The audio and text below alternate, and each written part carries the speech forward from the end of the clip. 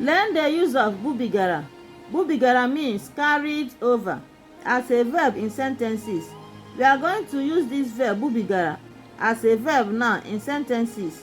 Igbo, English. Number 1 sentence says, Ego bubigara igbe ya n'ụlọ ọhụrụ ha.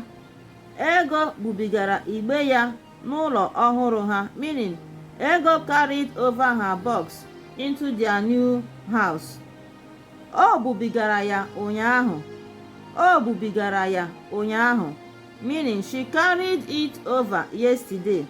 O bubigara ha niile n'onwe ya. O bubigara ha niile n'onwe ya, meaning she carried over all of them by herself.